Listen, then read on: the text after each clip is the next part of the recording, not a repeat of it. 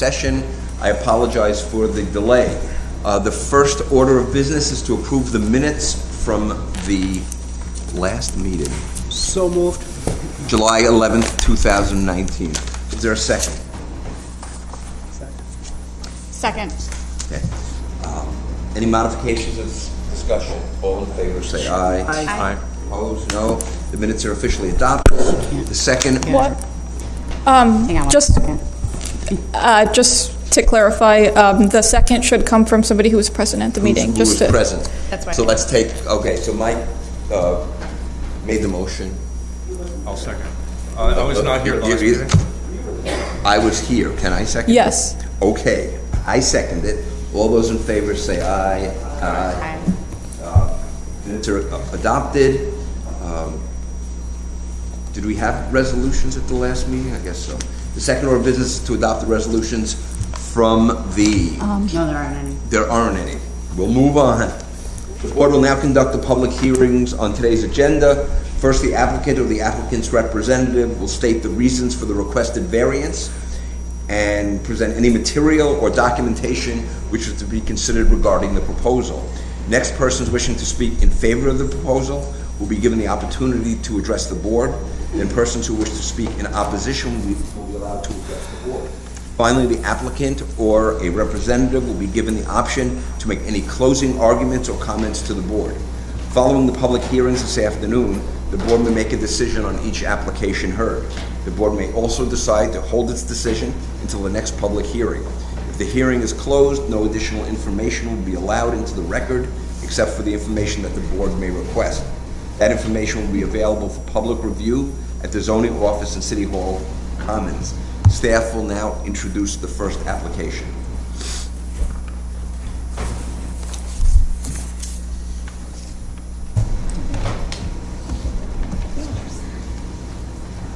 Good afternoon. The first application is V1919, a use variance for uses permitted at 960 Salt Springs Road, 139 Gorland Avenue, and 143 Gorland Avenue to construct 50 dwelling units and 1 community building. Owners are Elmcrest Children's Center and the City of Syracuse. Applicants are Elmcrest Children's Center, City of Syracuse, and Christopher Community. Zoning district is residential class A1. Thanks. Let me just say that as happened at the last hearing, I need to recuse myself because I have a business relationship with Christopher Community. So I'm going to step out until we get to the second case where I do not have a business relationship. Heather, were you going to say something, Heather?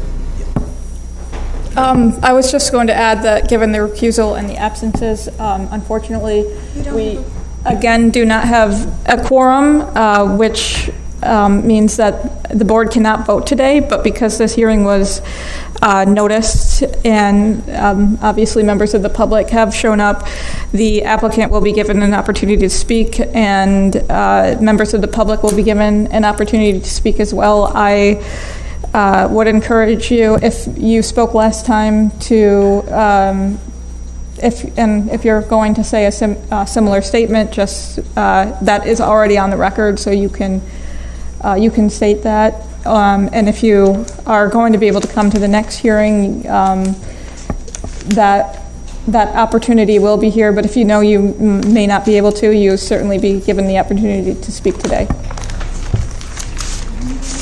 Are we going to hold this open till the next meeting? Will there be an opportunity for people to speak at the next meeting? Yes. Okay, so we would encourage those who've already spoken to not speak today. Those who have not spoken, please do speak today, and there will be an opportunity for more people to speak at the next meeting. So, If they submit something in writing. we'll now conduct the public hearings on today's agenda. The first applicant, or the applicant's representative, will state the reasons for the variance, present any material or documentation which is to be considered regarding the proposal. So, please.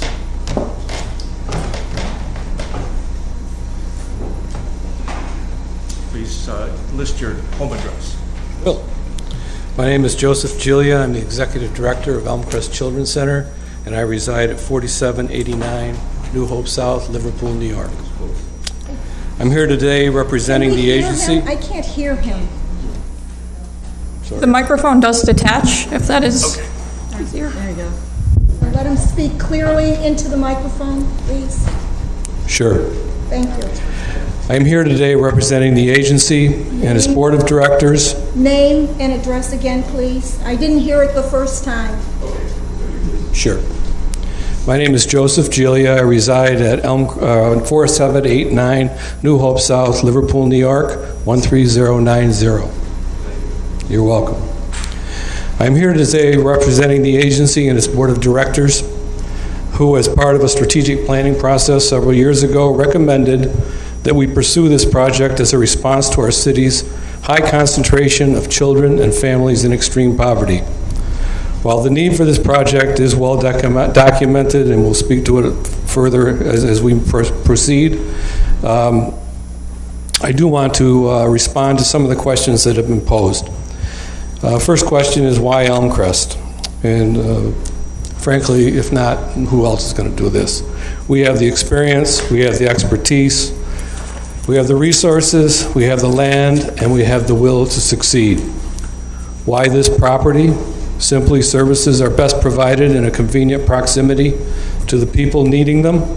Virtually all of the services required by these families can be delivered in the proposed community center or on Elmcrest's adjacent campus, including education, childcare, early education, literacy, credit recovery, job training, behavioral health counseling, and substance abuse counseling, and more.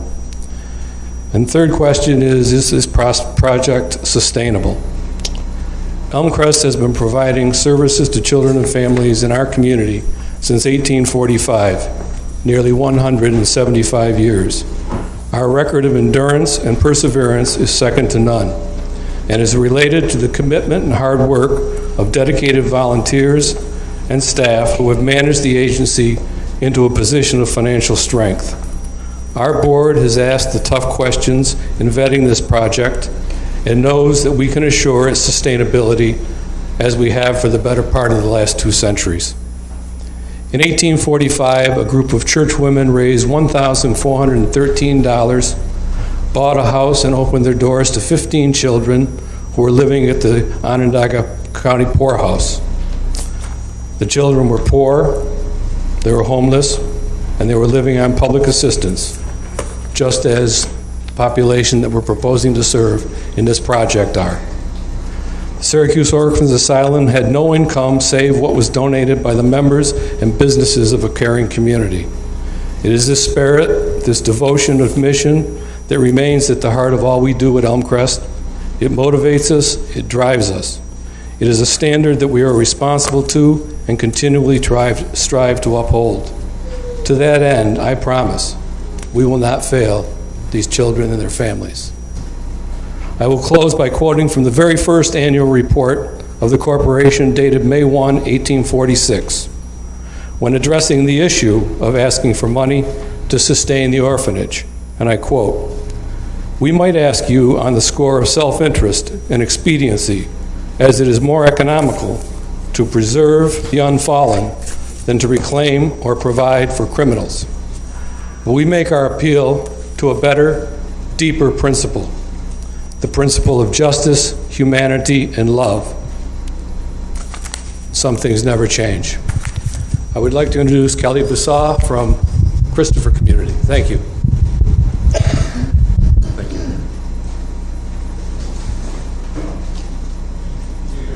Down so it's close. Sure. I might be a little bit louder than Joe, so can everyone hear me? Okay. I'm Kelly Bissau. I'm the Vice President of Property Development for Christopher Community. My home address is 415 Fay Road, Syracuse, New York. I'll keep my comments brief. I'm going to pretty much say what I said last time, so it's already on the record. Just wanted to give a little background about Christopher Community. We've been developing and managing affordable housing for over 47 years. We currently manage close to 3,000 units all across upstate New York. 822 of those units are in the city of Syracuse. Out of those 822 units, 426 are senior housing, 396 are family housing.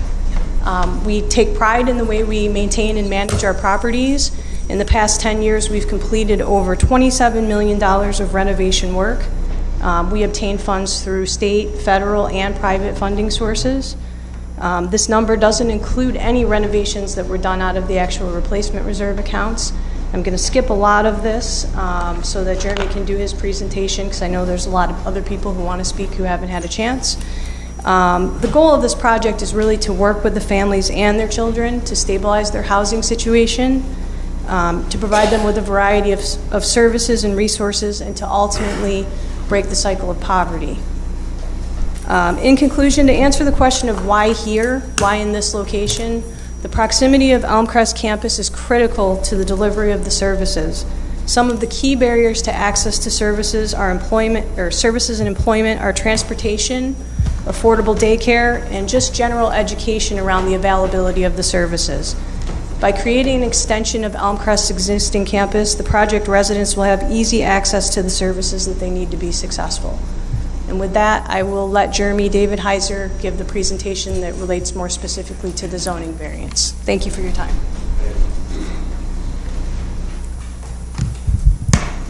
Good afternoon. Everybody hear me okay?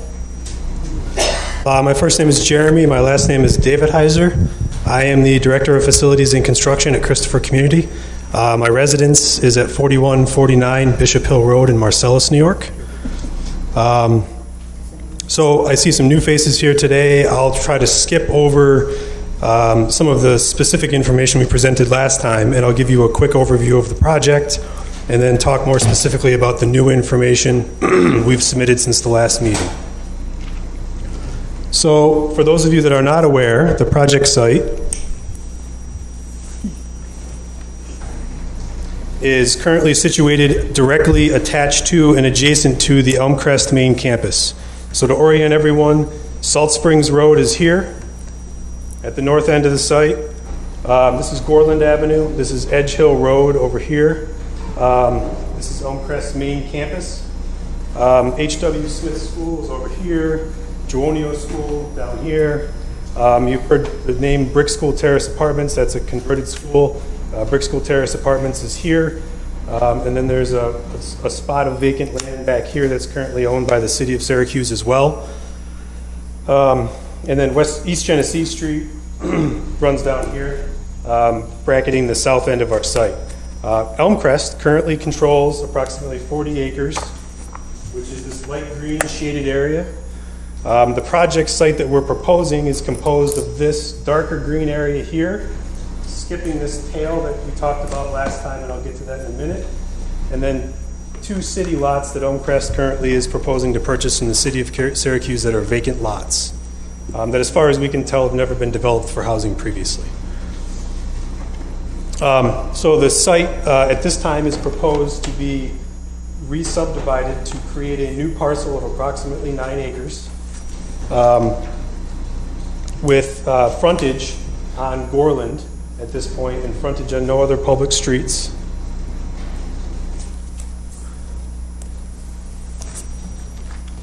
And one of the new drawings that we did submit in light of a couple of BZA questions last time, there was some clarification about where our utilities were going to connect down on East Genesee Street.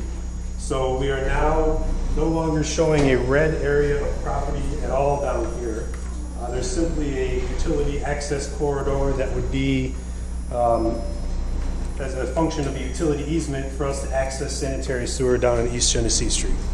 So if I was on East Genesee, would I see any of these houses? You would not. You may see them in the wintertime when, say, all the leaves are down in the woods. I wouldn't notice any difference. You would not. At this time, we are proposing that this spot of land down here, which is owned by Elmcrest and fronts on East Genesee Street, would remain in Elmcrest possession. Further, there's a approximately 75-foot wide strip of land over here, which abuts the back of 5 or 6 houses on Edge Hill. That spot of land, which runs all the way down to East Genesee Street, would also not be touched and is not proposed to be part of this project. That is proposed to remain untouched at this time, which is the same as our last presentation. As we talked last time, overall site development is proposed to be 16 residential buildings, a 17th building, which is a community building. Community building is currently situated, same as last time, right here. It's Unit A. And then we're showing 16 residential buildings, which are compose a total of 50 apartment units, some of which are fully ADA accessible, and there's a mixture of 25 two-bedroom, 25 three-bedroom units. So and the buildings themselves have been designed to consider the character of the surrounding neighborhood. We've tried to keep the size of these homes consistent with what you would expect of a single-family home in the area. You can see in this case no garage, but there's a third unit on the side of it. And then underneath here you can see another one of our unit types that shows 3 apartment units built into a single building. We are proposing various colors of the siding and various colors of the buildings throughout so that we can try to make it feel more residential in nature as opposed to an apartment complex feel. We started this process with a number of public meetings. We've actually had, starting in early March, a pre-development meeting with various city departments, and we've gone through presentations at approximately 4 or 5 public meetings, as well as some small group meetings with some concerned residents both on Edge Hill. A few residents have also attended from Gorland, and we also did a specific meeting just with the residents of Brick School Terrace Apartments to try to garner community input. Our first series of drawings showed a development of a similar size, but closer to the west side of the site and occupying a portion of this city lot that's no longer in use. We have since retracted the site plan after 3 or 4 iterations now and included a direct connection, which is, we feel, vital to the project, to the Elmcrest campus over here. So we're proposing both a vehicular access and a pedestrian access to the back of Elmcrest campus, which would provide our residents with direct access to the services that Elmcrest is providing for this project. So we didn't get specific earlier, but Christopher Community is the developer and the property manager. Elmcrest will be providing supportive services for our residents, all of which... Vehicle access points? So as of this time, we have 2 vehicle access points. Our primary access point is proposed to be Gorland Avenue. We are proposing the use of those 2 vacant city lots that we are intending to purchase from the city. I believe there may either be a purchase offer active now, but we do have an MOU from the city about that. So we are proposing a driveway access off the southeast corner of Gorland Avenue that traverses into the site, and then a connecting road with a dead end over here and a turnaround designed to comply with emergency vehicle access so that a vehicle can turn around if needed. I should point out, too, that this is proposed as a private road from this point in, so we're not anticipating any city maintenance within this development. It'll be maintained, and we budgeted the project in our operating budget to maintain the road, snow and ice removal. Trash services won't be by the city. It'll be private via trash pickup. So, again, there is a gated entry proposed at this time, so we have some level of access control to our development. As alluded earlier, and I think discussed at the last meeting, we are proposing that this project be themed towards single parents between 18 and 25. So we do expect single parents with children in the neighborhood. When the person becomes 26, 27, they have to get out? They don't have to get out. It would be illegal for us to force someone to leave based on our funding, and I can let Kelly probably respond to that more specifically if she feels it's needed. So we can't force them to leave. How many cars do you anticipate coming in and out of the development each day? So we've been asked this question previously. Based on our other similar sites, based on Elmcrest data, we are showing 50 parking stalls here, which would be 1 per unit. We anticipate approximately 50% car ownership in our residents. So assuming that to be the case, we would expect, 2 trips a day at a worst case scenario of 25 cars. We anticipate 5 to 8 employees trafficking the site, although the employees would likely be coming from Elmcrest, and we would expect them to be trafficking the site via the Elmcrest entrance. As I understand it, if you were building nothing but single-family homes, you wouldn't need to be here at all asking for a variance. Why did you decide to go with multifamily building? So based on our proposed population and the market study we've done, attempting to construct and sell single-family homes to the residents we expect to see would probably be an unsuccessful business venture. We did provide some additional data to you guys regarding the cost of those single-family homes. In the latest letter we submitted last week, I believe we gave you a proposed development cost from 3 contractors to construct single-family homes, yielding an expected sale price between $360,000 and $400,000 for single-family homes. I don't know that that's practical based on the population that we're proposing to house here. So are you proposing to sell the houses you would be building? We are not. This is proposed to be a project that would be developed and run and owned by Christopher Community as a majority partner, with Elmcrest as a supportive services provider. So why did you not decide to do that with single-family homes rather than multifamily? It's rental units, I should point that out. Rentals. These are rental units. So it could be rental single-family houses instead? So the funding sources that we utilize does not fund that type of housing.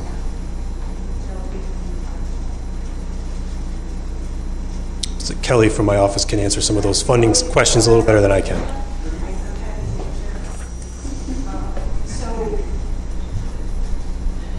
First of all, there's actually, in order to make the project affordable, Elmcrest secured funding to provide some rental subsidies for the population. This population wouldn't be able to afford rents if we built a unit at $250,000. The funding sources that we work with, we're applying for low-income housing tax credits, is strictly for rental housing, so it wouldn't work in the single-family housing scenario. You'd be looking at probably a private developer to come in. For a private developer to build these, again, what was the cost, Jeremy? At $200,000 to $250,000 per unit. The rents would have to be extraordinarily high to be able to offset that cost. So I don't think in the city, in that neighborhood, that would be feasible. And I know Jeremy's going to make those arguments and go through the points, but it just isn't feasible to serve the population, and it's not within Elmcrest's mission to have private housing. So if you'll have a unit, let's say 3 units, you'd have only a single mother and child in each unit? No, 3 units, each separate units. There's 50 units in 16 buildings. So there would be a single mother or father with children in each unit. Each unit, okay. Correct. Each unit, that's correct. 50 units Correct. total. Any other questions? Thank you. I'm trying to condense. I mean, I believe our last presentation was recorded. I'm not sure if you've had a chance to I'm trying to condense to keep it shorter. So, go ahead. This project, now what comes to mind is the Syracuse Developmental Center up on Wilbur Avenue, which is vacant for years. Will this project one day be abandoned and then you would have vacant buildings like? Talking to Mike. You can't hear a word you're saying. Get closer to the mic. Well, I'm saying, like, this is similar to the project that was made for the Syracuse Developmental Center years ago, where it was abandoned by the state, and now it's empty, vacant buildings. And I'm asking if this will happen one day, or do you anticipate such a thing happening? I certainly do not. I can tell you that we have been a property developer and manager. Christopher Community has been a property developer and manager of housing just like this for 47 years. And I can say with pride that I don't believe, my executive directors here, I don't believe we've ever sold a property or disposed of a property per se. Nothing we own has failed, and we don't anticipate this to fail as well. I would say as well that the supportive housing component, which would be Elmcrest in this case, has an initial 5-year grant to provide those services. And as far as I understand it, it's based on an initiative of the state to continue to provide those services. So at this point, Elmcrest has at least the first 5 years of supportive housing services covered, and I'm not sure that we can say that they have any history of failure at this point. So, Okay. In that case, persons wishing to, are you done with your? I guess I'll just point out as well that in the letter I submitted last week to the BZA, I'm not sure if you've all had an opportunity to read it, we presented this new drawing. I also want to point out that we formally presented and submitted this drawing over here, which shows, I think, our attention to detail when when considering how we're developing the project to minimize our impact in the neighborhood. At this point, you can see over here a section that we've drawn, and at the top of the sheet, you can see we've analyzed what I would call the worst-case scenario, which is the closest house to the back of our development on Edge Hill, and showing the undisturbed woods between the projects. The fact that our project is proposed to be developed at a similar height to that of Edge Hill, meaning you've got an 8 to 10 foot high natural earthen berm with woods on top of it separating our project from Edge Hill Road. And then that's before you get to the backyards of our project. So I would argue that there's a substantial separation between our project and the backyards of Edge Hill. And I would further argue, based on the data that I submitted in last week's letter, that the density of our project is actually very, very similar to that of what single-family housing would yield. And I would also close with the fact that we provided some additional detail as well in that letter about other permitted uses on the site. As I understand it, besides single-family housing, which has been the primary focus of many of these discussions, there are other permitted uses, many of which would be permitted as an accessory use, things like garages. I'm not sure that some of them are really practical in this case, such as a golf course. You would need 30 to 40 acres to develop a 9-acre golf course. This project is 9 acres. The last one that I think does hold a little bit of merit would be the development of a planned unit development. As I understand city code, the planned unit development would have to be a planned unit development of single-family homes, which brings us back to the same argument and discussion we just kind of discussed regarding the lack of market for single-family homes, whether they're a planned unit development built at once or individual single-family homes. So I would argue that if you did a planned unit development, you may end up with a slightly denser development than the subdivision development we submitted as an example last week. But I don't feel it would be enough to drive the development cost below a $350,000 per home threshold, which, based on adjacent property values, frankly, based on adjacent property values all over the city, I think would be a losing battle for a private developer. So that would, I think, be the closing of our presentation. Sorry, can I ask one more question? I'm Go ahead. sorry. How long has Elmcrest owned this property? Elmcrest initially, as far as we know, moved to this property in 1918. And do you know when this was first zoned single family? As far as I know, the first zoning was adopted in the city of Syracuse in around 1921, although the zoning administrators here may correct me. 1922. Can I ask you, there are other residential properties already there on your property? Are they single? Elmcrest is currently using the property in, I would say, a blended fashion. They have an early education center, and Joe, correct me if I miss anything, an early education center. They have a preschool. They also have multifamily housing now on site. I do believe that it's term limited. So is there an end date to the multifamily housing you have on site? It's what? Congregate living for children. You explain that? Joe, do you want to? We have a dozen buildings on our campus around the horseshoe driveway. All of them, most of them are residential, and so there's between 9 and 12 children, ages 6 to 18, residing in those residences, receiving treatment for the trauma that they've had because of abuse and neglect and so on. So it's all been residential. So you have an adult or two in the building, each building with? We're staffed 24/7 in every building, two overnight staff in each program and so on, and counseling and all the other supportive services that we do. Education, we have a school on our campus as well where the kids are educated. We have a literacy center, we have a recreation building, and so on. Thank you. All right? Any other questions? Thank you. So now we'll have persons who wish to speak in favor of the proposal. After that, we'll have persons who want to speak against the proposal. Then following that, we'll allow the applicants to respond to what they'd heard. So first, would all those who'd like to speak in favor of the proposal please line up, come to the microphone? Before we begin with the public comments, I just wanted to restate my comment from our last hearing that the Board of Zoning Appeals today is considering the density issue. which is the total number of dwelling units to be placed on each lot. The Board of Zoning Appeals cannot discriminate based on disability or marital status or any other socioeconomic issue. So essentially they cannot make a decision based on who will be residing in these residents. I just wanted to make that clear from the outset. But you, of course, are free to comment on the project and exercise your First Amendment rights. So we would invite you to speak in favor. And also, just to board, I know we handed this out, but we have 2 letters in favor and 5 in opposition that came in since the last hearing, and I'll give you a copy, Jeremy, just so you have those as well. All right, thank you. I guess the center microphone is where they'll come, right? Okay. Yes, you can come, either one. You might want to pull it down so it's...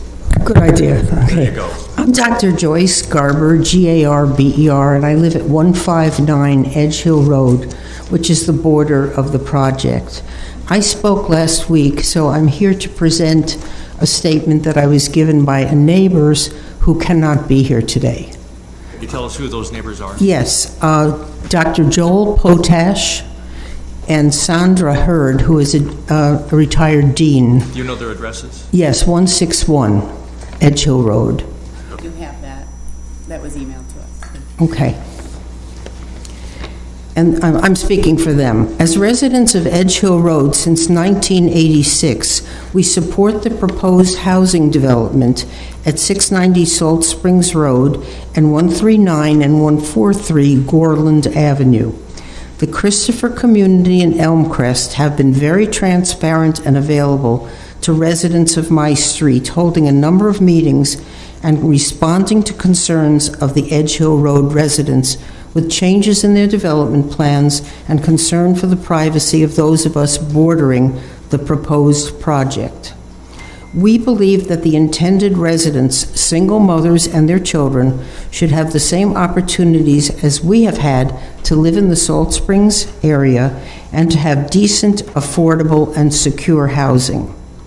There is research evidence that such housing and the availability of good schools can help lift citizens out of poverty and result in higher high school graduation rates and the possibility of succeeding in higher education and better jobs. Our street has had the experience of having Elmcrest as good neighbors for over 100 years. In addition, we had the experience of high-density housing nearby at Brick Schoolhouse Terrace, which houses immigrants and people with disabilities, with no adverse effects to our street. Single moms with children should have the same opportunities for decent housing as immigrants and people with disabilities. We are impressed with the reputation and the existing projects of the Christopher community, which exist solely in our minds to help our community citizens have a safe and decent and affordable place to live. In our minds, the project of young women and their children close by the community of older residents and people with disabilities also raises the possibility of unique interactions between these otherwise usually isolated populations and should be encouraged, such as community gardens, mentoring, and socializing. And this is submitted on behalf of Joel Potash and Sandra Hurd. Thank you. Thank you. I don't know if there's any questions.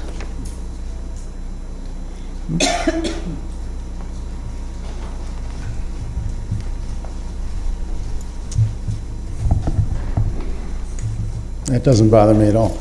My name is Matthew Huber. I'm at 4601 Pewter Lane in Manlius, New York.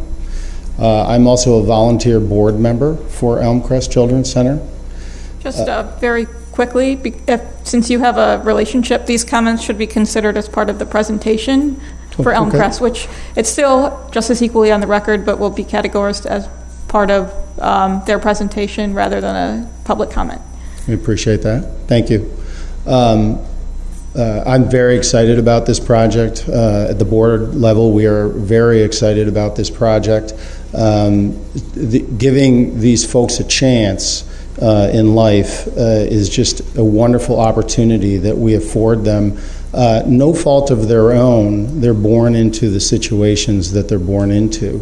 No child chooses, where they're born. And at Elmcrest, we have a very long history, as you've heard, of helping folks like this. There's nothing like this in Syracuse and in the greater Onondaga County. And I think that, we've been great neighbors. I think we're still good neighbors. And I think that until you've experienced some of the challenges of these folks, it's hard to appreciate what they're trying to get through and get over the wall, as I call it, into a place where they have education and the ability to care for their children. And we're going to give them those skills. And so this project is, in my humble opinion, one of the greatest structures that I've seen in my time with Elmcrest. So the board, we just love it, and we hope that that it's embraced by the community, because I think we're good community citizens. Thank you so much. Thank you.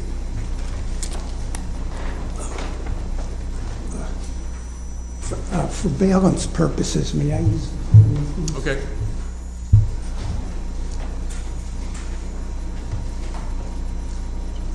Want to adjust the microphone? Sure. Good afternoon. My name is David Garber, G-A-R-B-E-R. My wife and I reside at 159 Edge Hill Road, and which is located on the east side of Edge Hill Road and is immediately adjacent to and borders on the project site. At the zoning board's July 1 public hearing, my wife, a psychiatrist, spoke in support of the use variance application and the merits of the services that Elmcrest would provide to the young women and children who would benefit from the project if, as we hope, the BZA grants this use variance application. Today, I would like to address some of the issues of law involved in this use variance application and the reasons, in my opinion, that the BZA should approve it. Preliminarily, I just want to give you some of my background and experiences, which I submit would it gives me a unique perspective and basis for evaluating and considering the legal and other issues involved in this use variance application in the project. I offer my thoughts about the application and the project, and really very respectfully request that you consider them when rendering your decision. First, I am a life resident of the city of Syracuse, and more particularly the Salt Springs neighborhood. I grew up on Celia Road, only a few blocks from the project. I attended Charles Andrews School, which is now Brick Terrace Apartments, 58 unit. Attended T. Aaron Levy Junior High School, now a middle school. Sir, please, we have quite a few people who would like Okay. to. You can keep it brief, I'd appreciate that. Okay, well, my wife and I have lived on Edge Hill Road for 42 years. We've raised our children on Edge Hill Road, all three of them. They too followed my educational path of was HW, Nottingham, and Levy. I'd also point out that my children and I, when I was an adolescent, used the Little League, or used the ball field on the borders on this project site, and I applaud Elmcrest for retaining that and not using it for their project. I also want to give you one other aspect of my background, and I realize I'm taking time, but this is important to me. I'm not being paid for this. While I'm an attorney, I don't purport to represent, and in fact, do not represent Elmcrest, if for no other reason that I don't carry malpractice insurance in my retirement. But I have given considerable thought to this. I just point out to you that I served as corporation counsel for the city for over 9 years, and I have represented municipal in private practice, other municipal boards and agencies and developers. I have prepared a memorandum of law, which I will give to the board when I finish. And in that memorandum, I address each and every standard of the unnecessary hardship test for the approval of a use variance application. And in my view, this project satisfies every one of them. And let me just quickly review the criteria, although I'm sure you're well aware of them, but I want to relate them to the facts in the record before the board. The first test is that property cannot be or cannot yield a reasonable rate of return as currently zoned. That test is satisfied. Mr. David Heiser presented proof at the last hearing that a single-family subdivision of 32 units, which is a use permitted as of right in this zone, could not yield a reasonable return. They gave construction cost estimates and then came up with a per unit price of between $361,000 to $402,000, which is the sale price that would be required to achieve a reasonable rate of return. Now, my research has disclosed that there have been 2 recent sales, arm's length sales, of properties on Edge Hill Road. On January 11th of this year, 122 Edge Hill Road sold for $184,000. And on April 19th of this year, 178 Edge Hill Road sold for $226,000. Obviously, no rational developer would build a house or build a unit which would have to go sell for $360,000 to $400,000, where the purchase price needed to do it is only. Well, let me rephrase that. I'm garbling. Nobody would build a house that requires a sale price of $360,000 to $400 some odd $1,000 when they could only sell it for $220,000. That's obvious. Please speed things up a bit. Okay, so that's the first. Moving on, cluster development is also a permitted use. As you'll see in my memorandum, that too is not economically possible. Then the third use permitted as of right is a church or parish house. And I point out to the board that Temple Society of Concord has just voted to sell its temple because it can no longer afford to operate. And that's, as I point out in my memorandum, that is typical throughout the country.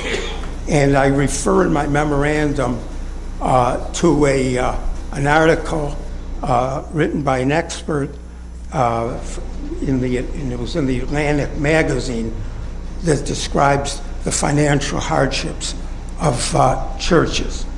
So under these circumstances, Elmcrest property has no value for a church or use. Another use permitted as of right is a family daycare center. And I note that there is a family daycare center for sale on East Genesee Street, 32117 East Genesee Street, directly across from Nottingham High School. That property is now being listed for $600,000, down from an initial asking price of $800,000, $600,000, so that no reasonable daycare operator would construct a daycare center on the project site, where the cost of clearing the land alone and site preparation and utilities is $2,750,000. And then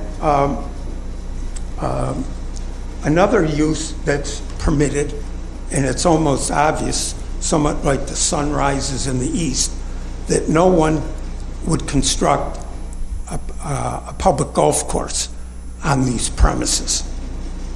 And in my memorandum, I attach, or I refer to a publication by the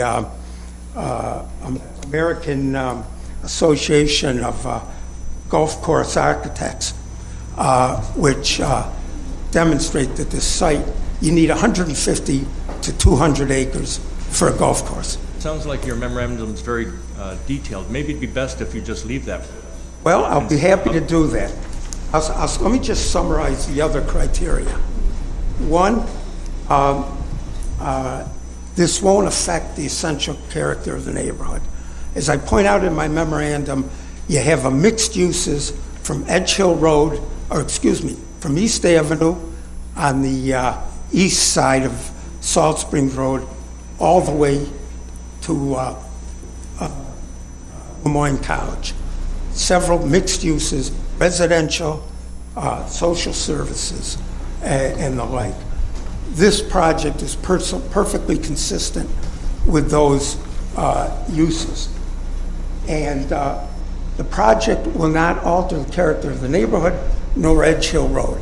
As Jeremy explained, there will be quite a bit of buffering between the most westerly building of the project area and Edge Hill Road residents. 150 feet at least of buffering of trees, woods, scrub brush, a fence, and then the buildings are going to be dropped 8 feet below that. And finally, Elmcrest's hardship is not self-created. They acquired the property before the Syracuse zoning ordinance was adopted. Thanks, so Greg. that's it.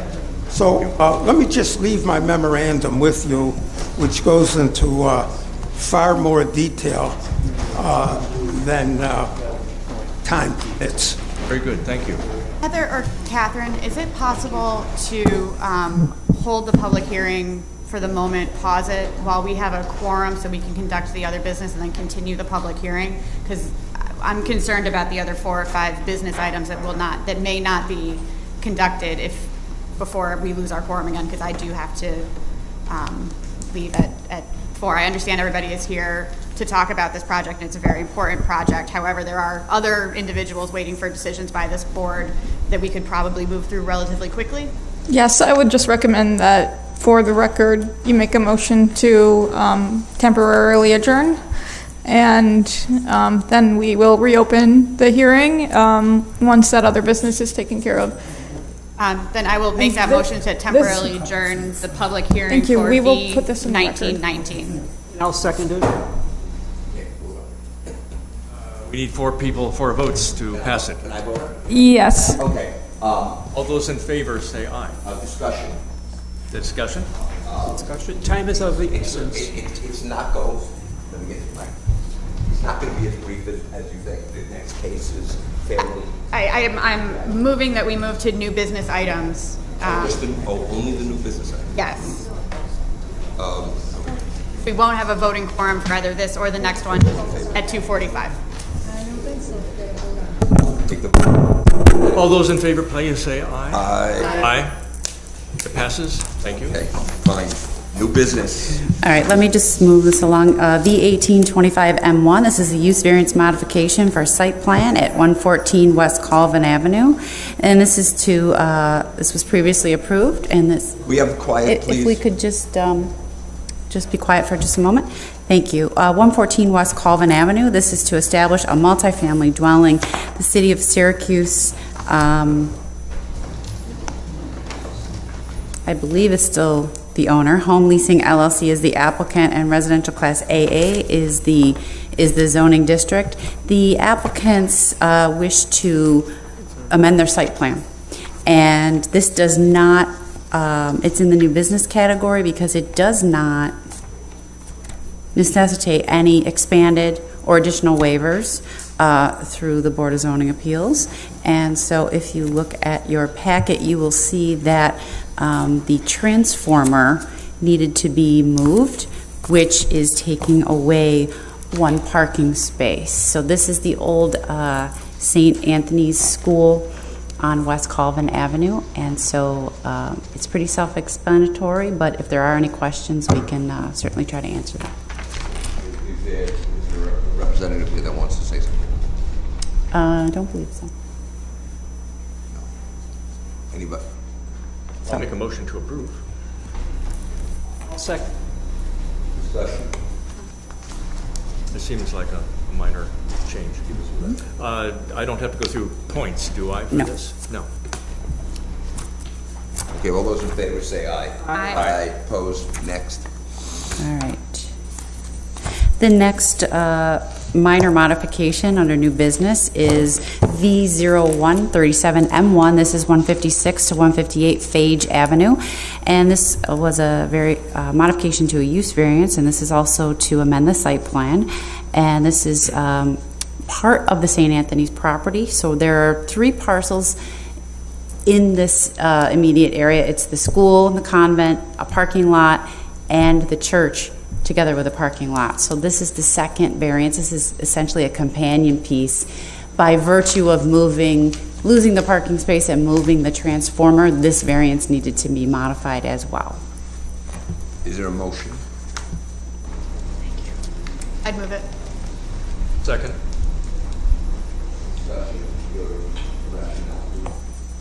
Heather, we need to go through the rationale test for this. You don't, but just... As it's a companion piece to a previous use variance we just approved and necessary for the project to go forward, I would make the motion. All those in favor say aye. Aye. Aye. Opposed? No. Next. All right, this is another new business item at 1515 Midland Avenue. This is V0138M1, and this is also companion piece to the previous 2. Because there's 3 different pieces of property here and they all essentially had variances on them, this affects all of those. Is there a motion? I'll move to approve. Second. In favor, say aye. Aye. Opposed, no. Next, please. All right, and the last new business item is V1915M1. This is also a use variance modification, and this is to the interior. This is 127 East Glen Avenue. This is a community outreach center. The Road to Emmaus Ministry is the owner and applicant. This is in a residential class A1 zoning district, and the applicant wishes to modify the floor plans, and this is for the interior. As you can see by the attorney's correspondence, the flow of the center and was redesigned due to plumbing and efficiency of interior access to different aspects of the property, and so there was a change in plans from what you recently approved to these plans that were submitted for building permit, and essentially it is to ease the flow and make it more efficient within the building. This does not necessitate any expanded or additional waivers. No change to the exterior of the project? There are a few changes. I think they noted windows, etc., but that would be taken care of through a project site review when that time comes to do the work. So this is just for the interior floor plan. The use is exactly the same. There's no changes to the site plan. I'll make a motion, we approve. Second.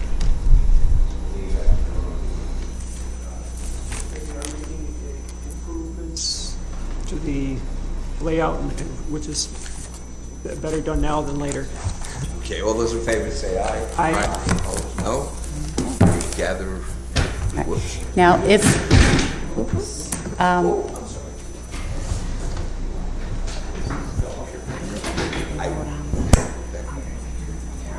Yeah. Actually, Stu, before we can vote on the authorizations for next month, just so that we have those done. or this one. That's later this month, rather.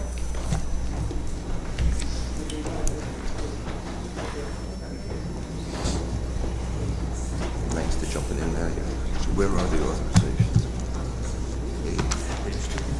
Two. Okay, we have one authorization for Thursday, August 22nd. Is there a motion? And this one will be This held will be- open as well. The yes, okay, V1919 will right. be held open. Okay, so we have two Two, on yep. the docket. Potentially Is there a three. motion to approve the authorizations? Potentially moved. this one. Second? Second. All those in favor say aye. Aye. Okay. And just in case, there's potentially three, if we end up having to hold the second V1921, would you accept that as an additional item on your agenda? I would. Okay, so you can amend that motion.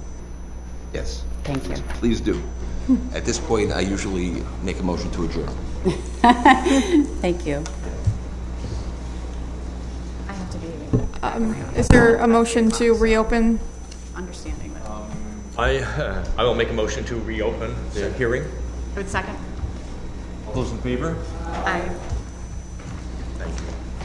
We are still hearing from those in favor. Good afternoon. My name is James Muldoon. My address is 4452 Stephanie Drive in Manlius. I'm appearing as a volunteer board member and officer of Elmcrest Children's Center. So I note the stipulation that... Yes, again, it'll be part of the presentation record. Yes.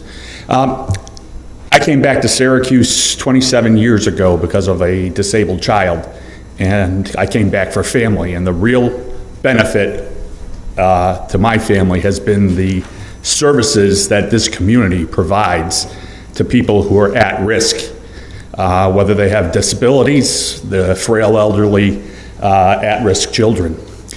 And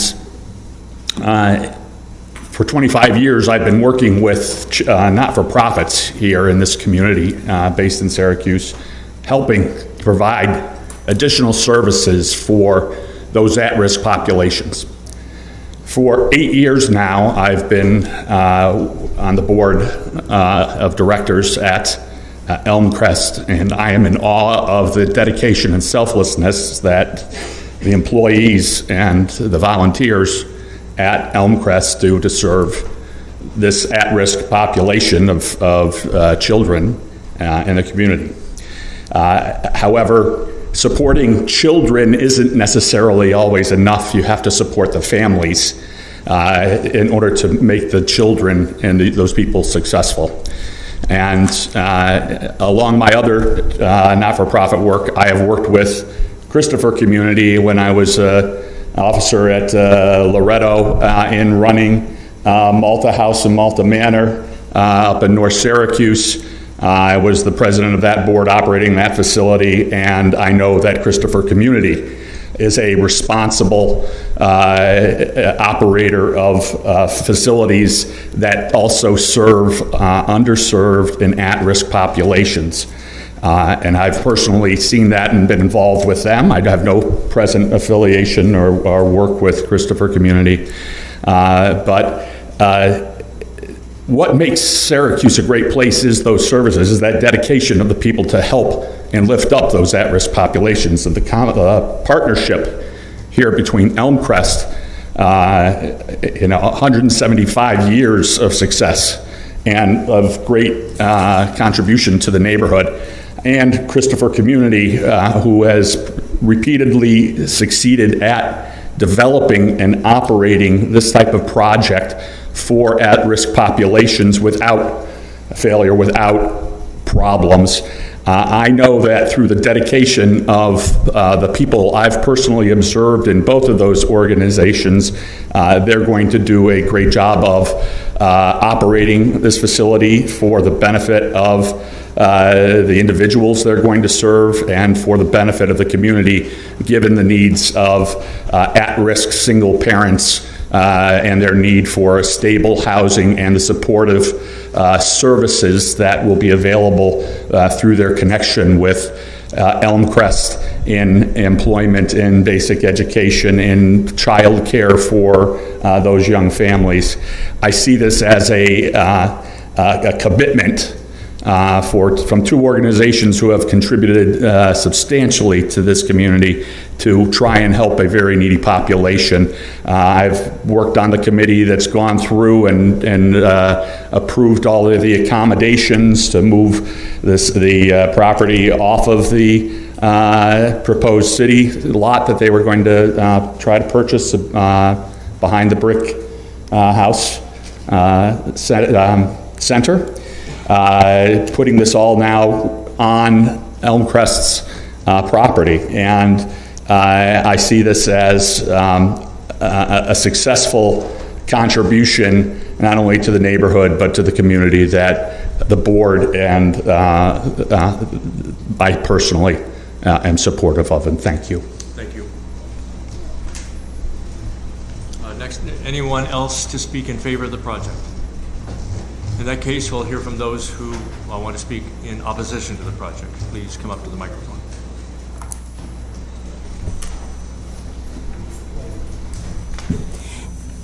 And if anyone has submitted anything in writing already to our office and is not adding any new information, you do not have to speak. So I need to check then to see if this was submitted, because I have something that somebody wanted me to read from one of the residents. Sure. So do you have, it's from Gregory Lambert. This is an addition. He sent something the first time. This is in a second letter. Yes, I'm sorry, Jeremy, I gave you my copies.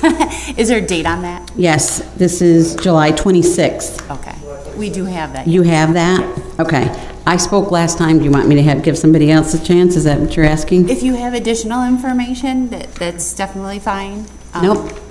And we wanted to make sure we have additional letters. We want to make sure that those are in the record. Absolutely, yes. Sam, you want to go then? You have this from Louise Spayberry.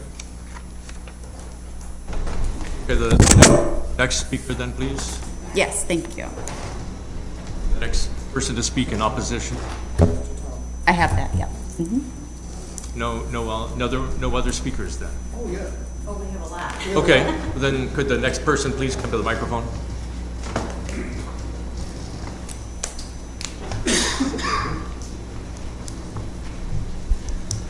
Hello, I wasn't at the last meeting and I'm not aware what comments were made. I would like to express. Sir, start with your name and your record, or your address, please. Pete Barron, I'm at 175 Edge Hill Road. So I am one of the two properties that will be most closely adjacent to the proposed buildings there on the vacant lot. But I did want to express gratitude and thankfulness for the people that are doing the work of this project. And I understand that for 150 plus years, work has been done within Syracuse for underprivileged people, at-risk people, trying to break, with this project, trying to break a cycle that of poverty. One of the concerns I have, again, I'm not sure if this was expressed last time, was, for example, right behind my house, somebody said 150 feet. That's not what I saw on the plan, 150 feet. Not sure about that. I did want to speak with somebody, but... You're going to have a chance after everyone speaks to address these, so they'll keep a note of that and come back later. Very good. So one of the concerns I did have is if behind my home there is this project for at-risk children and their mother or fathers, and things change, circumstances within the family units change, and now I no longer have behind me a project there to serve those children, but rather just some people, and we don't have at-risk kids anymore. It's just a question that I have, and there wasn't any assurance here today that these housing complexes would continue and that the city could enforce that they would continue to serve the at-risk kids. That's one of the concerns that I had. And the other was just the general nature of a high-density project, this many homes in this type of space, as opposed to the typical single-family homes that we see around our neighborhood. We've been there for 4 years, and we have observed what we think, my wife and I, is a general momentum in a good direction. People fixing up their homes. There just seems to be this pride in where people live, on their streets around us. We think that the momentum is going in the right direction. When we've been talking about this almost since the time we've moved there, and I would be concerned that a project that does end up being maybe just people living there, it's housing, but not really serving those children anymore, might slow some of that momentum down. So that's what I wanted to say. Thank you. Thank you. Next person.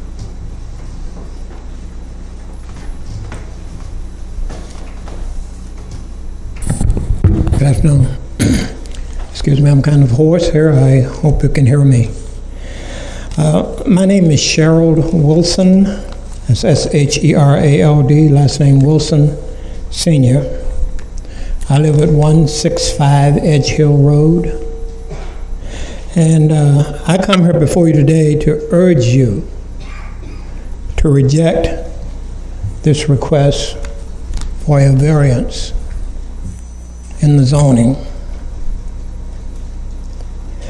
My opposition does not stem from the express purpose for the zoning variance. I am totally in favor of providing help for the needy, and especially to children, who all of us know are our future.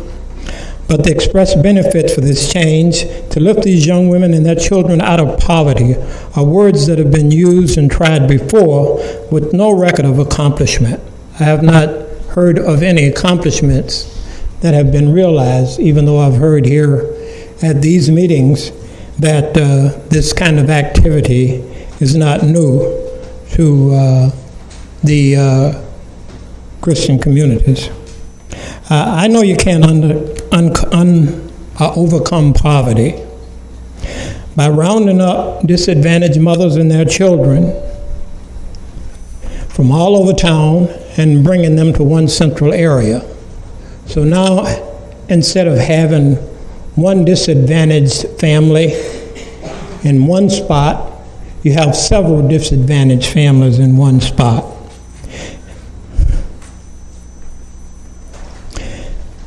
I do not think that that is a way to lift people out of poverty.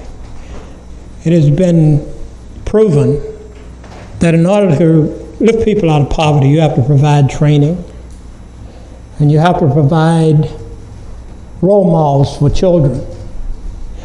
To bring disadvantaged people all together, I don't know if that's going to provide role models or other things that might help to lift them from poverty. Elmcrest said that they will build and manage this housing complex, but this is not what Elmcrest does, as far as I know. They said they will provide services and training, but what services and what trainings? I would like to have heard them say that we are planning to get with the labor unions, the IBEW, to teach these young mothers how to be carpenters or plumbers or operate heavy equipment, but only thing I have heard is we're going to provide training. Will this be enough training and the kind of training that will allow them to lift themselves out of poverty? That I don't know. I am concerned that if this project go on, even though we have the housing, how are these people going to live? How do they get their groceries? How do they get essentials that are needed in order to survive? Well, there's a Price Chopper grocery store that's about a mile away. To the north and to the south, there's a Dollar General that's maybe 3/4 of a mile away. Price Chopper is a full-service grocery store. The Dollar General is a store that would provide some groceries, but it does not provide fresh fruits and vegetables that children will need. Now, because of the limited amount of parking spaces, we have heard that the residents will not have cars, or by and large, most of them won't, so the parking will be adequate. So how then do they get to these grocery stores to get their groceries? Well, within a mile, one can walk, but to walk from Garland Avenue to the Price Chopper, one has to walk down Salt Springs Road, turn right, walk down Sealy Road. That has the highest hill in Syracuse. Sidewalk only goes halfway down the hill and then it runs out. There are no demarcations where people should walk. Once they get to the bottom of the hill, they have to cross 6 lanes of traffic at Erie Boulevard to try and get over to the Price Chopper. That would pose a big problem, I would think, to a mother with a small toddler in tow or with a stroller. And the return would be even more difficult to go up that hill. Now, to get to Dollar General, he could walk out of Garland and go south on Salt Springs. I'm sorry, west on Salt Springs, and turn left onto Edge Hill Road, House Street. That's a very long street, and they would walk this full, long block. And at the end of this block, in order to get down to Genesee Street, they would have to maneuver 70 stairs. I think that would be almost impossible for a mother with a child in tow. And especially in the wintertime when when those stairs are not shoveled, or snow is not removed on those stairs. Could you please try to summarize now? Excuse me? Could you please try to wrap up? Summarize and finish your statement, please. Well, yes, I will. I am concerned about our street. I have lived on Edge Hill Road for almost 50 years. And I have seen Elmcrest change in those 50 years, and most recently have been big changes. When I was working, me and several of the residents would walk up Salt Springs Road to Elmcrest, and we would walk around the horseshoe driveway that someone has mentioned. At the beginning of that horseshoe driveway was a sign that said, Elmcrest Children's Center, walkers welcome. And we walked to that. We exercised before we went to work. Well, since I retired, I wasn't as consistent about walking, but about a year and a half ago, I decided I would start to walk again. I walked up to Elmcrest, and there was a sign, no trespassing. keep out. This is for Elmcrest residents only. I didn't know why that was. I asked some of the people to walk with me and no one knew, but it's their property, they can do that. But now with this proposal to bring in these people and put them behind an 8-foot fence and put up a gate, a guardhouse, and man it with the guard, causes me pause. Why are we doing that? As I said, I've lived on Edge Hill almost 50 years, and we have not lived with fences, no trespassing signs, guards, guardhouses. Fences are components of cages. Guardhouses and guards and gates are components of prisons.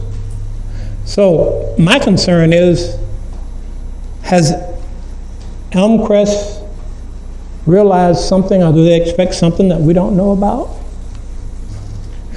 On Edge Hill Road, we have a very diverse population.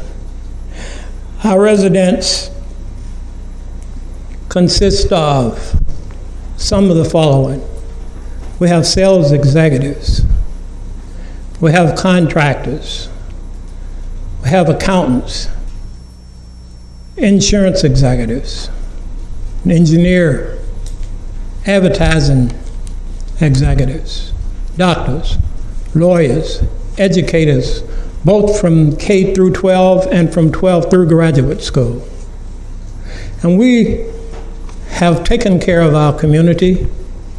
We look after each other, and it's very difficult for me to even imagine that being taken away. That is our quality of life. We have woods behind us, wooded area that this proposed project will disrupt, mostly remove. And in this wooded area, we have wildlife. Just this summer alone, I have seen foxes and their pups. I've seen deer and their fawn. I've seen woodchucks, squirrels, rabbits, and birds. And birds that we hear in the morning when we wake up, chirping. And in the evening, when our solitude of enjoying our backyards, it is silent. It is so silent that it is only occasionally interrupted by the cry of a whippoorwill. That is our homes. That's where we live. That is our quality of life. So I ask you, please, for the purpose of someone building buildings, and for the purpose of getting a grant and providing a few jobs to a few middle-income people to guarantee that they have an income, I would urge you, don't strip us of our quality of life. We love Edge Hill Road, and I would ask that you would reconsider this. Thank you. Who will be speaking next? And you will like to speak? If I do not speak today, will I be allowed to speak? Yes. Yes, and you can also submit any comments in writing. So I will speak at the next meeting. Okay. Very good. August 22nd is the next public hearing. So I just want to put that out there so you can put that on your schedules, 1 o'clock. Thank you. Do we have anyone else who would like to speak against the proposal? I would like to speak opposing. I am Jessie Griffin. I live at 168 Gorland Avenue. And as I understand, the traffic's going to come right in front of my house. I live next to the woods. Now, when we bought there, I asked the gentleman if anyone was going to build next door to me. And he said, no, because the Jews had signed a petition for no one else to build next door to me. Now, I have been trying to find out who this property belongs to. Been calling different agencies, and no one seemed to know. Now, a couple of years ago, you know, when 11 September storm came around, and the winds were so hard, I was afraid that the trees was going to blow onto my house. I live alone, and I have a fear of the trees blowing down, falling on my house. So Amcrest did come, and they sawed down 2 trees. Now there are more woods. They're next to my house. Now I don't know if this project is going next door to my house or not, but it's a fear of me living alone. I feel for other children as my own. We had 4 children. They came from Charles Andrews School, Herbert Smith, and to Nottingham. They graduated from Nottingham. So I please ask you to please reconsider building so close to me, because my lots extend to 155 feet behind me. Now that will be also in my backyard, as well as the people that are on edge here. And I just don't understand what the flow of the traffic is going to be, and who is going to take the upkeep of that property. People that are renting, they don't take care of their property like people that own their property. The applicants will have a chance to address what they hear from the audience. Maybe they can address your question when they come up later. Okay, so someone will explain that to me. We'll see. I can't guarantee it. Okay, thank you. Thank you. Who next would like to speak against the proposal? My name is Sam Basile. I'm at 174 Edge Hill Road. I've already sent 2 letters, both of them having to do with particularities of law that I wish you would review before making any decision. I'm going to do a little show and tell. The first 2 photos are of homes on Edge Hill Road. It's difficult to talk about changes to... You might need to pull the microphone out and carry it with you. The first 2 photos are of houses on Edge Hill Road. It's difficult to talk about changes to a neighborhood if you haven't seen how it looks now. It's a lower to middle income street with some historic houses on it. This is one of them. This is another one. The next 2 photos are of properties adjacent to Parkside Commons on East Fayette Street. When I did census there in 2011, both of these houses were occupied and well kept.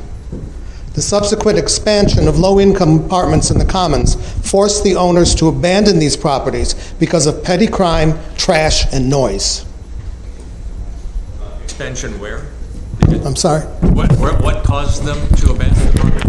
Parkside Commons was, about 10 years ago, Parkside Commons was in the process of, what's a good word for it? They wanted to close it down. And instead of doing that, they got some grant money from the state that allowed them to renew the apartments. Okay? My house on Edge Hill,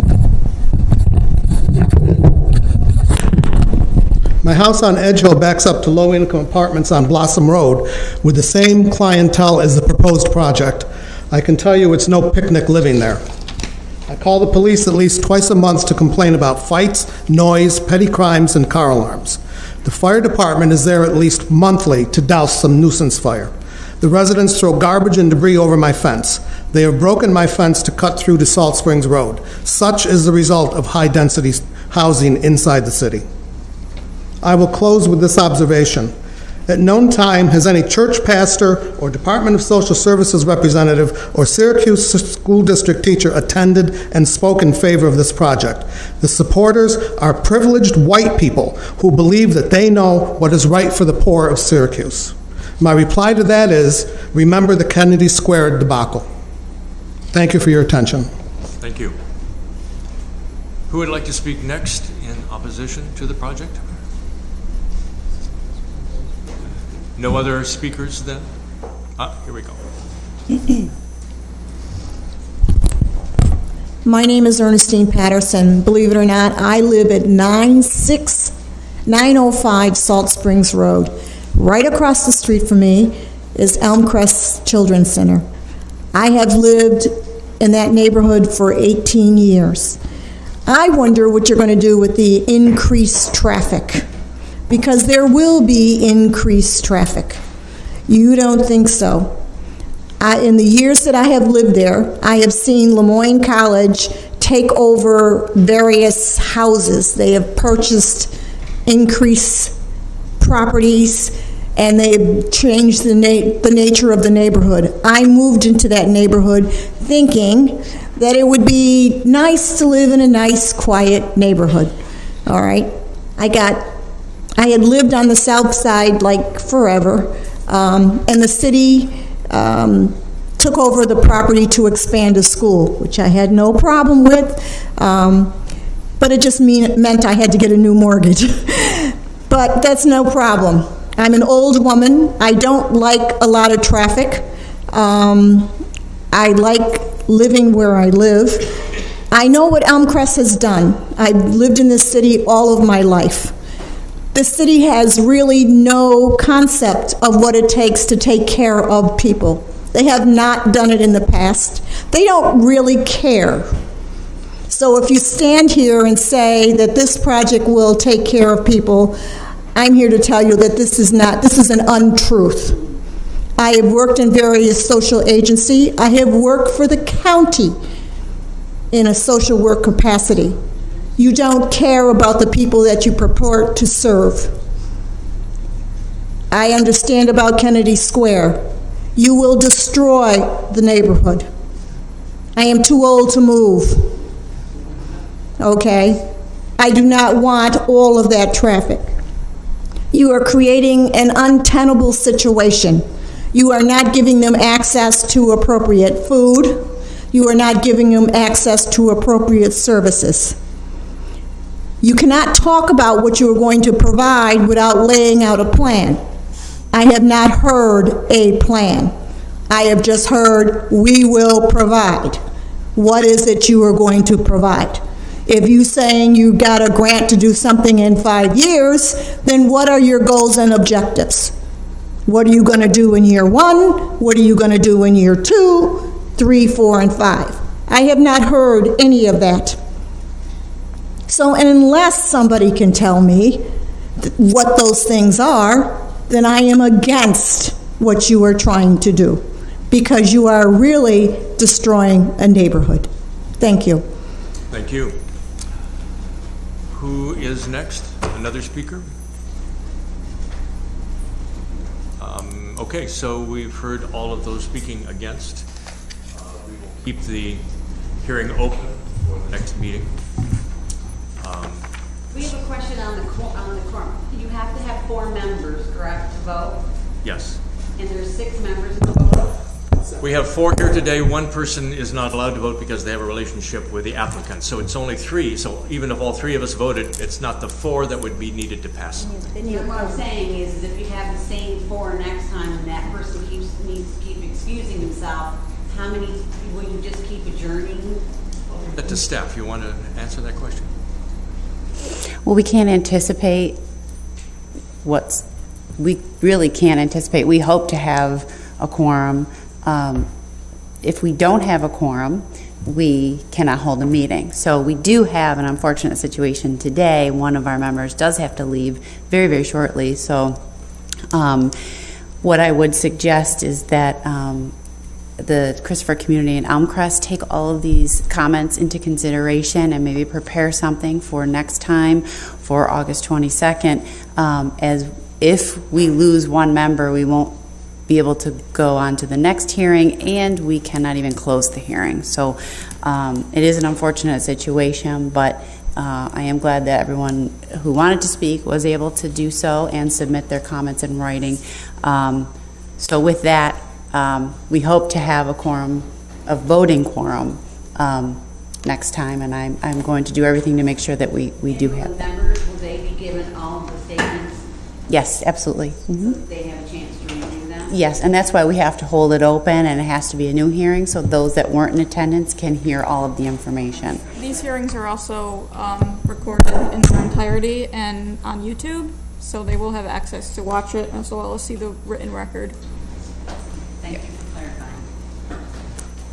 Okay, should we move on to the only one we have not addressed yet today? So, Do it relatively quickly. okay. I would like to get it done. Okay, thank you. And anybody here to speak about the remaining one, 541 Park Avenue? Please raise your hand if you're here to. What's that? Well, what I was gonna, it would be up to the chair, but what I was gonna suggest is because there were so many comments made in opposition, if it might be more beneficial to, I mean, you can certainly do it now, but you can also take those into consideration and prepare. Okay, thank you. All right, so I guess let me... There's only one person yeah. here to speak on that one, so that could go quickly. Shall we move Okay, it? well, let me announce it. So the next public hearing is V1921. It's a use variance for uses permitted at 541 to 543 Park Avenue. This is to establish a four-family dwelling. Megan Page is the owner and applicant, and the properties lie within a residential Class A zoning district. Heather Worth Stewart, you should be back. Thank you.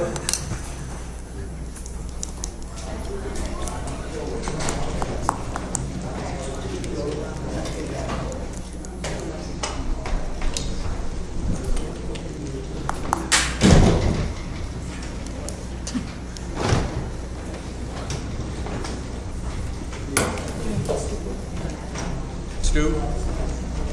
Heather went out looking for you.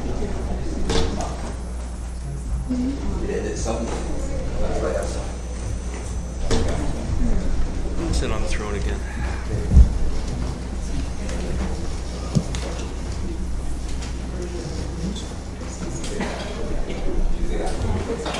Yeah. She hasn't spoken yet. Hey, let me, could you please, yeah, right. Okay. Excuse me, we have another hearing, and we'd like minimally silence, or better to leave if you're done, please. Okay, so it's announced? Okay, sorry.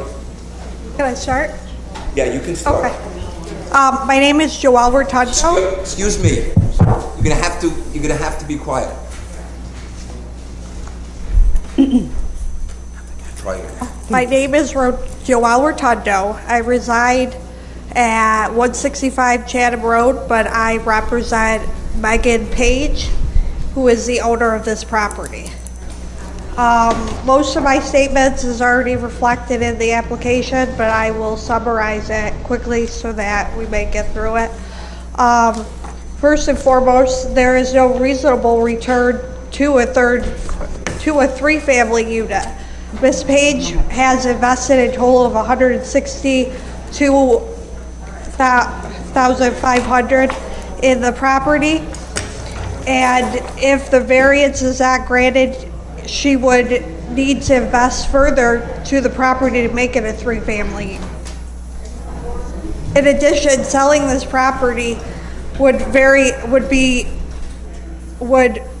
not recover the cost of her repairs and the up renovations that she has done to the property. The property was purchased in 2013. from a previous owner, and it was used as a 4-family unit. There was 4 apartments in the property. Do you have proof that it was used as a 4-family? We tried to get the previous owner here, but the previous owner lives in another state, and she's elderly, and she's not competent to. We have correct me if I'm wrong, we have a statement from the neighbor. It's the neighbor, it's not the previous owner's son? It is the previous owner's brother. So I'm going to, I was just going to say, we have a letter in opposition, so I'm giving you a copy. It's the previous owner's brother.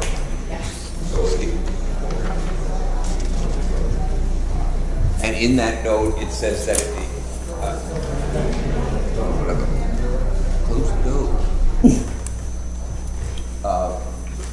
It says that it was never operated as a 4-family, and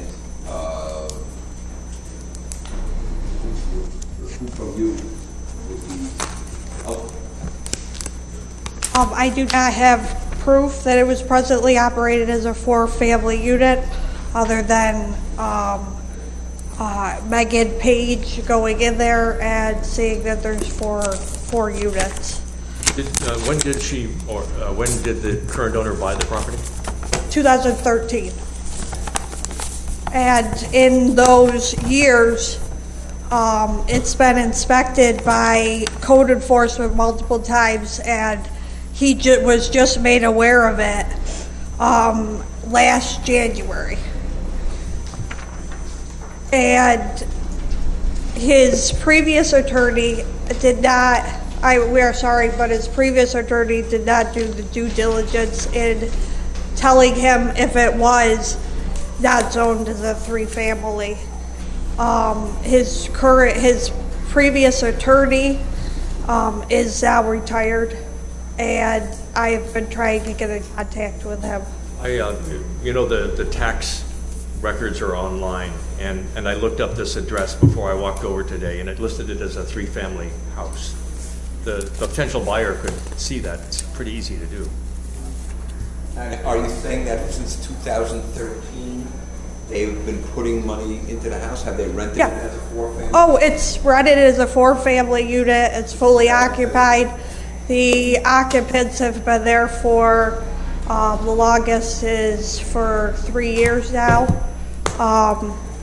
So, I mean, they're not tenants that go and leave. He's had long-term tenants there. And the whole time since she's owned it, she's been using it as a 4-family. Where are the entrances? There are 2 entrances on the front, correct? There are 1 entrance on the front that can be accessed from the top apartment on the 2nd floor and the bottom apartment in the front of the house. And then also the apartment, I believe let me just look at the footprint. We did submit a footprint of the 1st floor and the 2nd floor. There's a exit out the front that can be accessed by apartment 1 and apartment 2. And then also apartment 1 has an exit on the side of the house. Each of the 4 units have an appropriate entrance and exit for egress to meet building code standards? Yes. The 2 bottom apartments have 2 exits. The 2 top apartments only have 1 exit. And that's compliant with building code?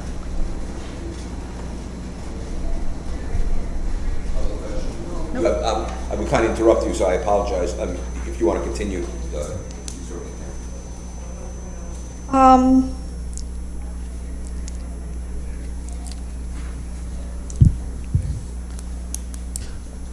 I don't believe this is a self-created hardship. I know that based on the affidavit that was presented, it's the owner's brother that submitted it. Previous owner's brother, I was not made aware of this, and I've been in contact with the previous owner's son, which is, Bryant, Richard. Ryan Sudlock.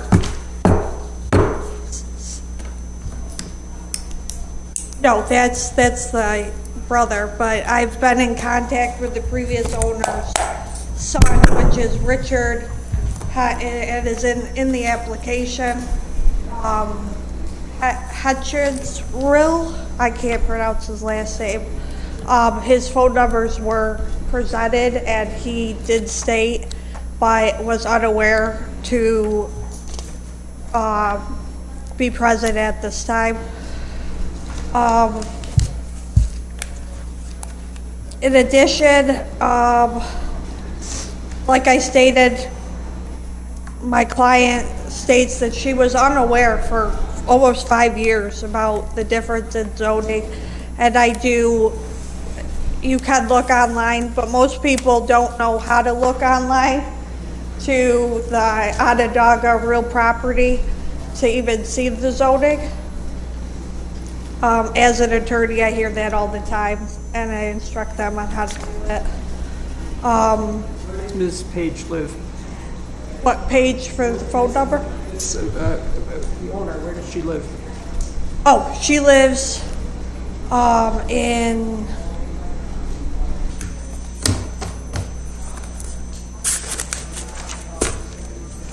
it's out of state.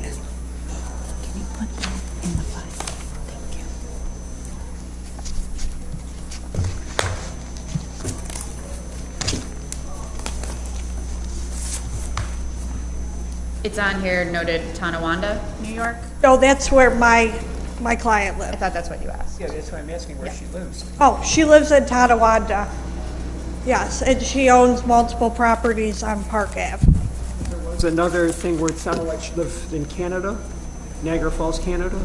Yeah, well, that's she lives in Canada, but her business is she works in New York, in Tonawanda. So she's really... She's a Canadian, she has dual residency.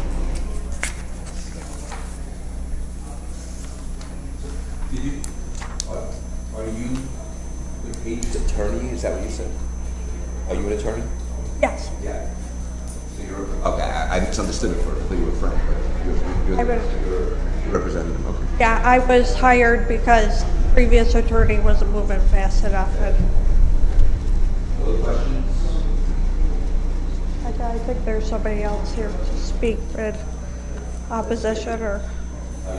I have no more questions. Okay, thank you. Thank you. Is there anybody here who wishes to speak in favor of the application? Anybody here wishes to speak against the application?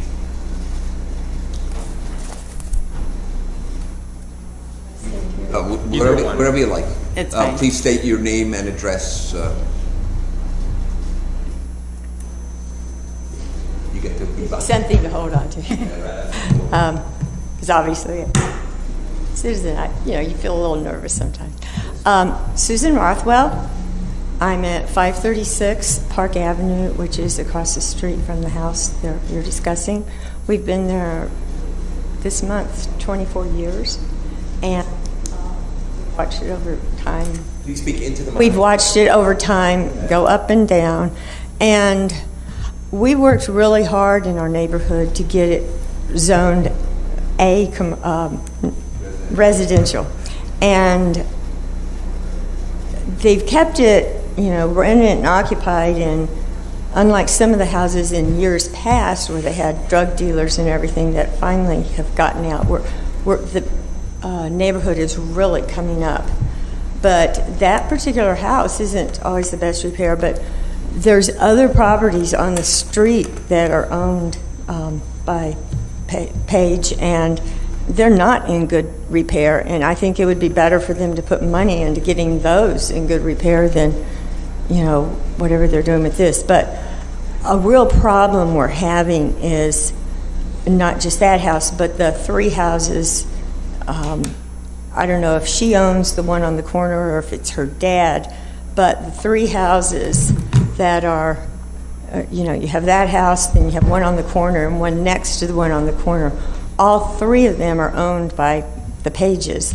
And the parking situation, they were able to buy from the city a lot in the middle that was green, and cars were just parking all over it. And then Is it sometimes related to this property? Well, yeah, because the people that are in that property park on that property that's in between the two houses every which way. Then over the last year, they came in and brought equipment and a bunch of gravel and illegally started putting in parking there.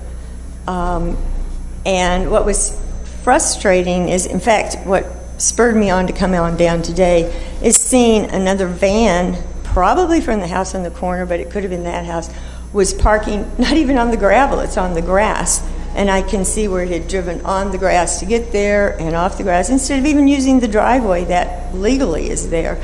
And it's like, why do they even need that extra parking? Because the whole backyard of the house in question is paved in front of the garage. And it's just like there's no control over the tenants. They just want to park every which way. And in fact, in the front yard to the east of the house, a parking lot, a driveway cut for a lot that had a house on it, but it was taken down and now it's green. The house in question that we're talking about, 2 cars are always parking in one of the driveway cuts and on the grass next to it. I even have pictures of it if y'all want to see it. But it's like there's no control over the tenants and where they're parking, even in the number of units they have now. It's almost like they do whatever they want. And so we're concerned about, the whole neighborhood, and it really is coming up because so much good remodeling. So. And I'll just ask you, do you have any awareness of our big question is it a 3-family or a 4-family? And in the end, that's what we're going to be. I know that's the main focus on.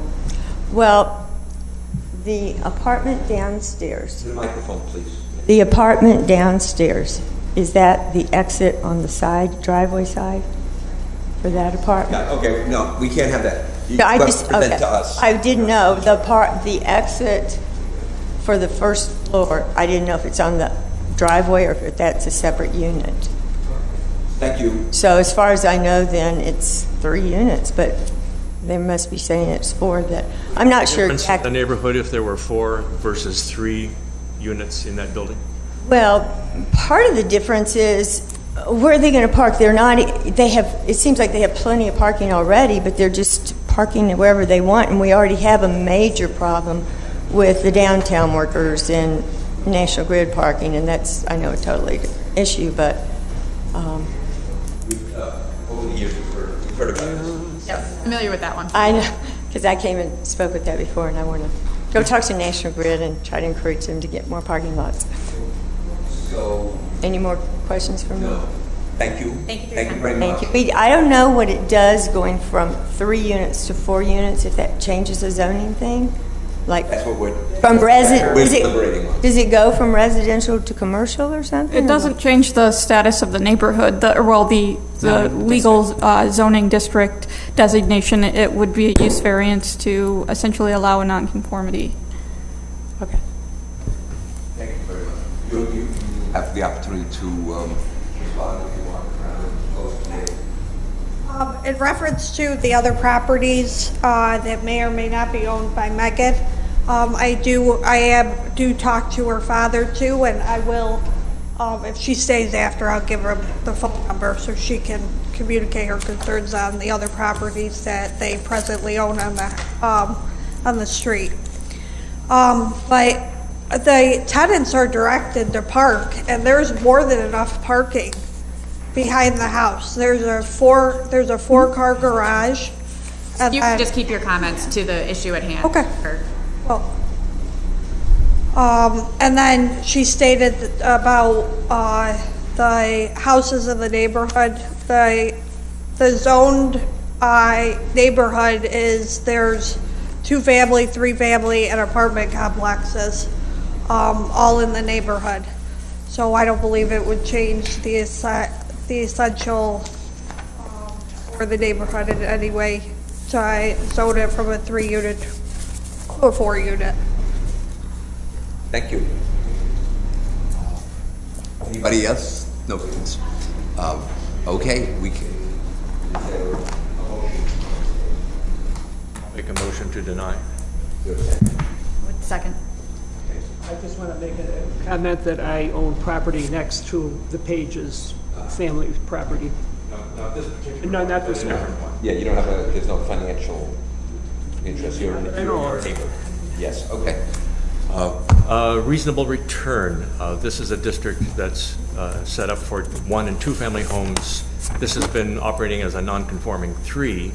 I have not been convinced by the evidence that it cannot be operated profitably with a reasonable rate of return as a 3 rather than a 4. The alleged hardship relating to the property in question is unique. Not really. I think that there are a lot of buildings in this format that were, apparently this one was originally a 2-family that's been converted to 3, and now the question is whether it should be 4 as well. The requested use variance, if granted, will not alter the essential character of the neighborhood. We are hearing that it will bring more cars and more occupants to that street, and that could be detrimental. And the alleged hardship is self-created. It is. It would be easy for a potential buyer to find out that it was legally set as a 3-bedroom and decide whether they want to buy it before putting out the money and getting into this situation. The only additional comment I would add is that the work being done would have required building code permits from the building code office to be done, and at that point, this anomaly could have been discovered if permits had been filed for. So again, there was another opportunity for information. They should not have been issued building permits on a non-conforming use. It would have been run through a review by the city for those permits to be approved.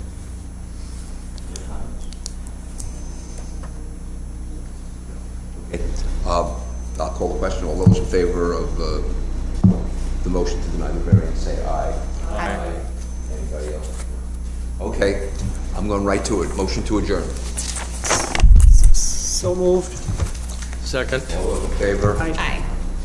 Thank you. Nice to meet you. Nice to meet you as well. Sorry, I'm going to have to. Stop. Yes, I'm so sorry that the beginning was very chaotic. This is North Lake.